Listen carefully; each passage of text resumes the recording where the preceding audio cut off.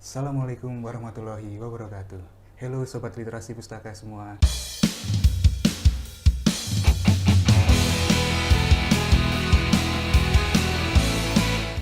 Alhamdulillah pada kesempatan kali ini Bincang Literasi Pustaka tampil secara perdana dan akan menemani Sobat Literasi Pustaka di beberapa menit ke depan.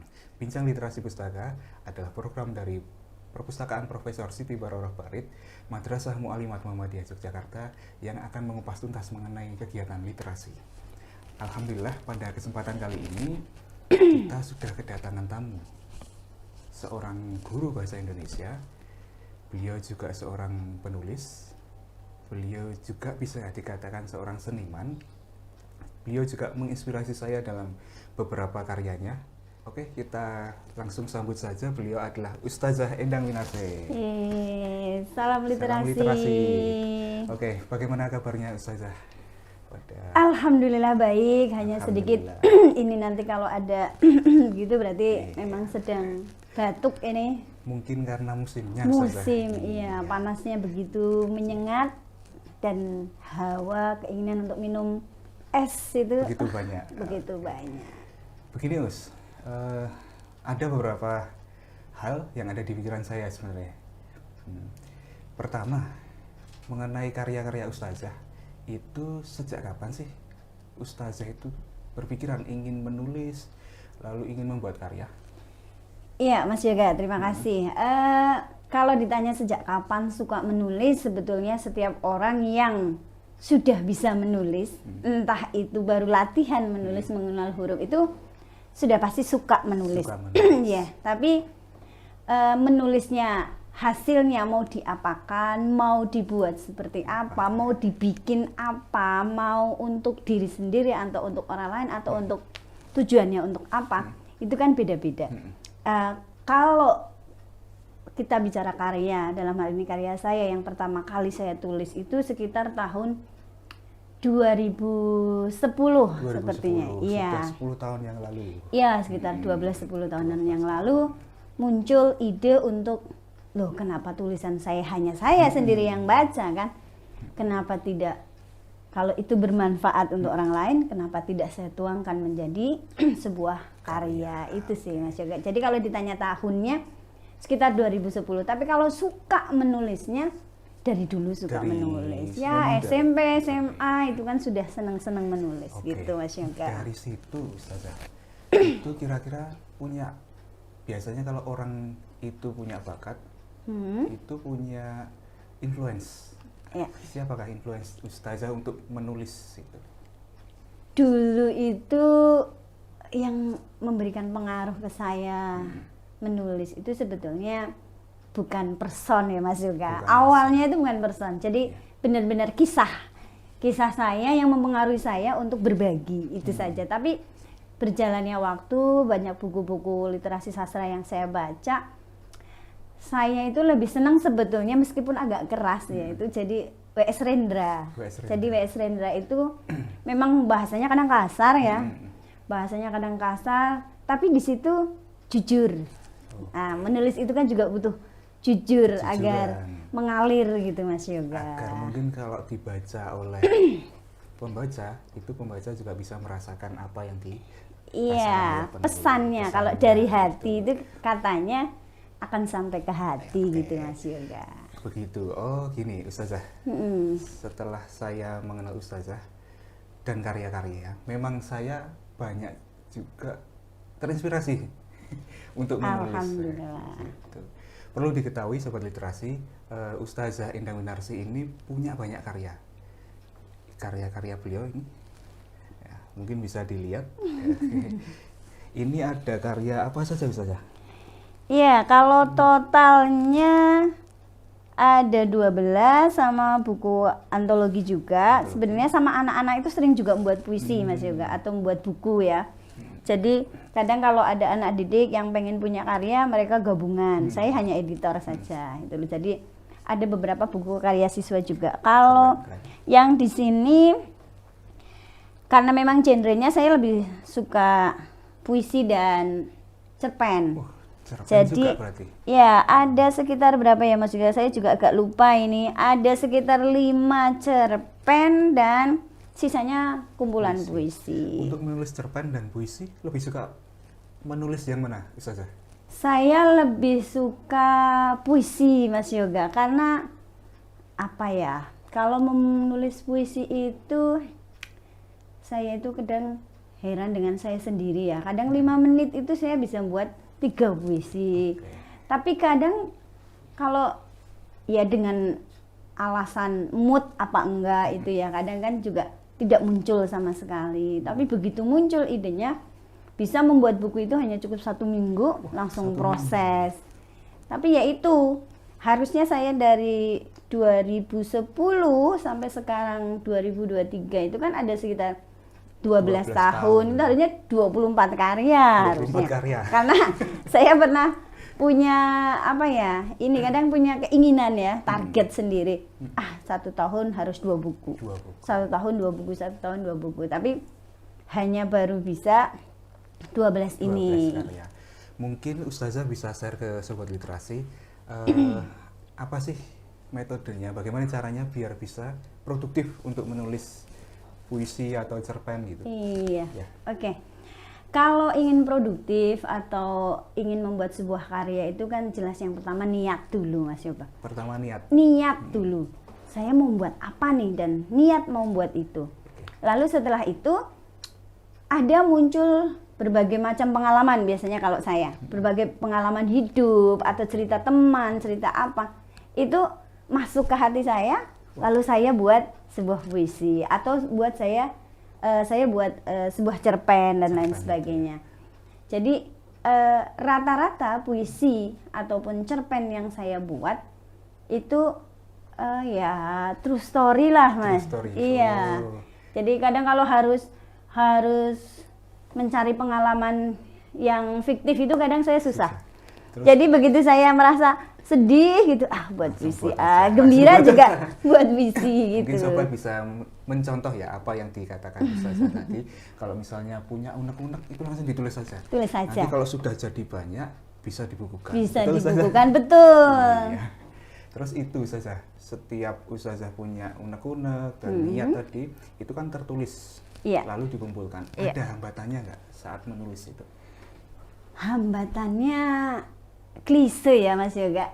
Waktu. Karena memang saya selain mengajar di Mualimat ini, saya juga menjadi kepala sekolah pendidikan anak usia dini. Kepala sekolah ternyata ini, ya, Sobat. dan juga saya banyak kegiatan juga, saya harus mengajar ekstra menulis di SD juga. Dan saya S2-nya juga belum selesai-selesai, itu alasan saja sih sebetulnya. Kita doakan semoga cepat selesai S2-nya ya. Ya, insya Allah awal Juni inilah, Mas Yoga. Amin, Jadi amin. kadang banyak target-target yang kita sendiri yang buat, tapi kita sendiri yang tergopoh-gopoh atau kepondal-pondal lah kalau istilah orang Jawa itu. Dengan begitu banyak kegiatan, itu apakah ingin menulis lagi, Ustazah? Keinginan pasti ada, Mas Yoga. Keinginan, apalagi kalau saya melihat teman-teman yang produktif ya. Saya lihat Mas Yoga juga bukunya makin kesini makin banyak dan berbobot juga dari dan berbobot ya, Mas Yoga. Jadi besok Sobat Literasi saya mau gantian wawancara Mas Yoga. Jadi beliau menulisnya juga cepat dan juga berbobot itu tadi. Kalau saya kan ringan-ringan saja. Tapi perlu gitu. diketahui juga bahwa beliau adalah guru saya untuk dalam hal kepenulisan. Kita belajar kan tidak harus Saling dengan belajar, siapa ya, iya, saling belajar. Tapi banyak kok murid yang lebih tinggi dari gurunya banyak. Ini contohnya yang menginspirasi. Saya menginspirasi tapi saya sendiri kalah. Ya besoklah kita akan kupas Mas Yoga seperti apa ya, gantian. Kita tunggu aja ya. Siap. Oke, jadi gitu ya Ustazah. Dari beberapa pengalaman, dari beberapa cerita, itu kira-kira sampai kapan Ustazah itu pengen menulis? Kan ini kan kita nggak tahu, misalnya dari tahun 2010 itu Ustazah menulis, terus ada kegiatan, itu kan kadang moodnya hilang. Iya, betul. Punya pikiran nggak pengen menulis sampai kapan gitu? Menulis itu, inilah mungkin kenapa karya saya hanya segini ya. Menulis itu bagi saya nunggu betul-betul waktunya luang. Kalau hanya sekedar coretan-coretan itu banyak. Cuman kan nanti masuk genre apa, nanti digolongkan seperti apa kan harus kita tata. Jadi kalau coretan sih sudah banyak di buku Mas, cuman belum tersalin aja gitu. Jadi next time nanti ada, Insya Allah akan ada karya-karya lain ya, doakan saja semoga selalu sehat dan memberikan apa ya, paling tidak manfaat untuk orang banyak. Oke, perlu diketahui juga Sobat Literasi dan Pustaka bahwa buku-buku Ustazah Endang ini bisa dibaca dan dipinjam di perpustakaan Profesor Siti Baroroh Pari. Oke. Mungkin ini Ustazah, dari buku-buku ini mana yang paling berkesan bagi Ustazah dari segi isinya dulu? Sebetulnya kalau berkesan semuanya berkesan karena setiap membuat karya itu ada proses tersendiri. Tapi kebetulan anak saya itu kan ada 3 Mas Yoga, Mbak Erina, Mas Reza, sama Bilqis. 3-tiganya alhamdulillah sudah saya buatkan buku. Oh gitu ya. Ya, dan Erina Stories. Ya, Erina Stories dan Pengantar Tidur Reza. Ada lagi sebetulnya bukunya yang besar. Itu buku cerita anak, dongeng untuk Bilqis. Itu. Tapi Erina kalau Stories. yang berkesan, ini kalau berkesan saya harus milih salah satu ya. Erina Stories. Ini. Oke. Iya. Ini. Kenapa ini berkesan, Mas Yoga? Ini benar-benar kisah nyata. Jadi dari sekian kisah yang ada di sini, ini beneran kisah nyatanya Mbak Erina. Jadi ada sekitar 7 cerpen. 7 cerpen? Ya, ada 7 cerpen dan semuanya itu benar-benar kisah. Dari dia ketinggalan pesawat, dari yang temennya kejebak di toilet, dari yang hantu kesurupan temennya di tempat perkemahan. Bisa dibuat cerita? Iya, dari sepupunya yang meninggal dunia, dari apapun di sini ada. Ya, jadi kalau ditanya yang berkesan, ini yang berkesan Mas Yoga. Lalu gini Ustazah, ini kan cerita dari putri Ustazah. Iya. Itu gimana cara merealisasikan menjadi sebuah karya yang epic gitu? Yang jelas setiap cerita yang terjadi di anak-anak saya ikut terlibat di dalamnya. Oh gitu. Jadi saya bukan memantau ya Mas Yoga, tapi saya ikut jadi tokoh juga di situ gitu loh. Jadi saya tahu bagaimana anak saya panik, bagaimana anak saya nangis, bagaimana anak saya bahagia, bagaimana kita semuanya sedih gitu. Dan itu semua apa yang saya rasakan, apa yang anak-anak rasakan, saya tuangkan dalam sebuah kalimat. Kalau membuat puisi sama cerpen itu lebih, misalnya kalau puisi kan pakai bait ya? Yep. AB itu ya Ustazah? Ya tidak harus itu Mas Yoga. Kalau cerpen itu gimana Ustazah? Pembuatannya gimana? Kalau cerpen kan unsur-unsurnya harus lengkap dulu. Ada tokohnya di situ, ada penokohan di situ, alurnya juga harus jelas. Mau alur mundur atau alur maju, atau alur maju dan mundur, itu terus kemudian ada settingnya juga jelas di mana ya. Setting itu kan juga ada waktu, tempat, dan suasana juga. Ada tema. Jadi unsur intrinsik juga ada di situ. Sehingga ketika kita membuat sebuah cerpen, kayak cerita aja dulu. Kadang kan gini, kesulitan pemula-pemula dalam membuat cerpen itu ujuk-ujuk nulis ini, tiba-tiba nulis ini, padahal belum tentu nyambung sama yang sebelumnya. Jadi saya menulis itu biasanya prolog dulu, perkenalan para tokohnya dulu. Ya, ini dalam drama itu juga ada, dalam sebuah karya sastra itu ada namanya pengenalan. Jadi pembaca diajak dulu, ini mau cerita tentang apa nih, dan macam-macam. Akhirnya pada konflik puncak ya, kemudian ada penyelesaian. Anak sekarang itu seneng dengan sebuah cerita yang endingnya jelas, nggak gantung gitu loh. Jadi saya selesaikan gitu. Dari situ ada nggak Ustazah kira-kira yang jadi, oh ini misalnya pengarang atau buku yang memang Ustazah suka sehingga itu membuat inspirasi jadi salah satu buku di sini? Saya lebih condong menjadi diri saya sih ya Mas Yoga.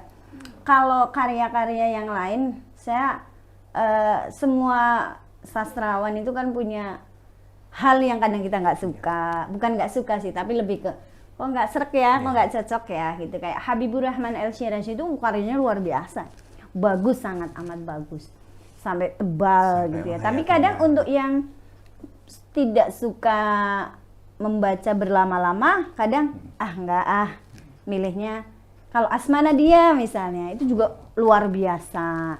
Tapi kisahnya kan seputaran rumah tangga misalnya kan gitu. Jadi genre itunya juga mempengaruhi. Jadi gini Ustaz, setelah kita ngobrol banyak nih, itu setiap penulis sastrawan itu punya genrenya sendiri gitu ya? Iya. Gitu. Kalau Ustazah ini lebih ke balada sebetulnya, ya lebih ke perjalanan aja. Perjalanan iya, hidup, ya? Iya.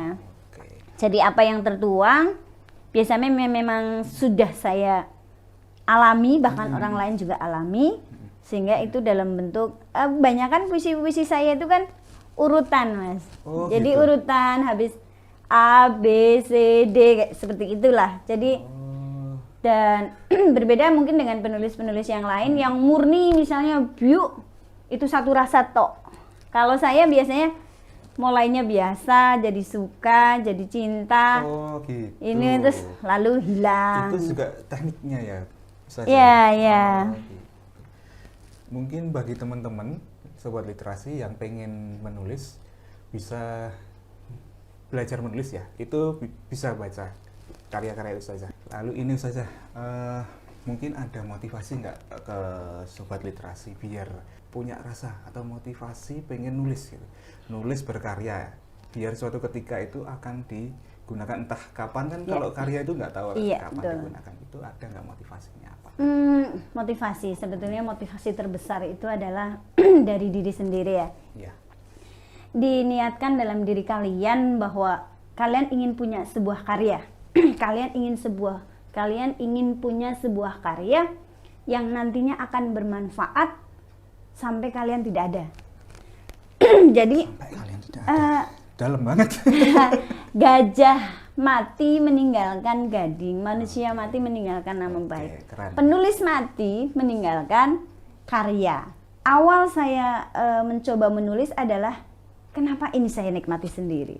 Kenapa tidak orang lain juga ikut menikmati? Siapa tahu malah dari karya yang kita tulis muncul banyak masukan-masukan dan lain sebagainya. Ini juga salah satu quotes hari ini bisa menginspirasi kita semua, terutama saya untuk menulis buku.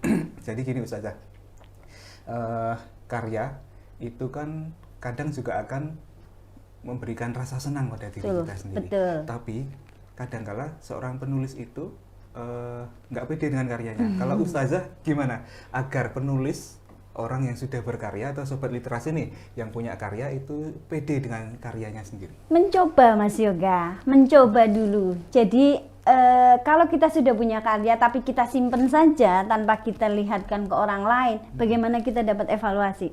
Bagaimana kita bisa dapat penilaian? Karena kadang kita merasa, aduh karyaku elek iki, pok wangun, aduh karya saya jelek, apa pantes untuk itu. Kebetulan saya punya siswi ya, jadi ini bukan ladang bisnis loh ya Mas Yoga. Jadi setiap saya punya buku, kadang siswa pengen beli. Ya udah, akhirnya beberapa kelas yang saya ajar, mereka beli. Ya udah, itu buat materi puisi dan materi cerpen. Lah, memang mungkin 3 tahun terakhir 6 buku yang kesini saya serahkan ke perpustakaan. Akhirnya kalau pengen membaca, kalau pengen melihat bukunya silahkan ke perpus. Tapi kalau kalian pengen misalnya kayak ini, contoh buku saya yang ini, semua tentang wanita karena aku wanita. Ini buku ini justru paling laris. Karena gitu. Ini terbitnya di bulan kalau nggak salah sebelum Hari Ibu. Jadi anak-anak, anak-anak ingin memberikan hadiah ini kepada ibunya. Karena memang di sini ceritanya tentang wanita semua Mas Yoga. dari wanita yang terhormat bahkan yang tidak terhormat sama sekali. Ini proses pembuatannya berapa bulan saja? Kalau ini sama Nuansa ini kan buku pertama saya di tahun 2012 ini. 2012. Jadi ini karena saya belum nemu penerbitnya siapanya. Ini jadi makanya terus agak lama yang ini. Kalau yang lainnya lebih cepet lah karena sudah ada channel lah istilahnya gitu.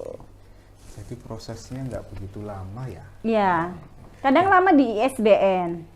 Oh, jadi semua iya, buku semuanya ini ber-ISBN, Mas. Jadi untuk bisa ber-ISBN, ini kan ada ISBN-nya. Ini butuh proses diprosesnya sebulanan lah. Apalagi sekarang ISBN agak susah, jadi harus menunggu lama. Jadi kadang prosesnya lama di situ. Jadi perlu diketahui juga Sobat Literasi, kalau karya itu sudah ter-ISBN itu rasanya sudah plong. Sama gitu. Sudah. Kita sefrekuensi. Sudah. Udah diakui nih, ada di Perpustakaan Nasional Pusat gitu. Jadi itu sih sebetulnya kepuasannya kadang ada di situ gitu loh. Oke, Sobat Literasi Pustaka, setelah kita bincang-bincang dengan Ustazah Indah Minarsih, kita mengetahui seluk-beluknya Ustazah itu menulis dan karya-karya beliau itu mengenai apa saja. Bagi yang ingin bertanya dan ikut berpartisipasi dalam pertanyaan, mungkin bisa tulis di kolom komentar ya. Dari beberapa karya ini, apakah ada satu karya atau beberapa karya yang mungkin bisa jadi itu, kan ini kan ranahnya ranah sekolah ya Ustaz? Yep. Salah satu karya atau beberapa karya lah yang jadi inspirasi bagi anak-anak, bukan inspirasi juga, mungkin anak-anak suka buku yang mana lebih tepatnya gitu. Kalau anak-anak itu rata-rata ya 6 ya kalau 60% enggak sih, sekitar 70-an persen itu lebih ke cerpen Mas Yoga. Cerpen. Iya. Kalau sisanya puisi.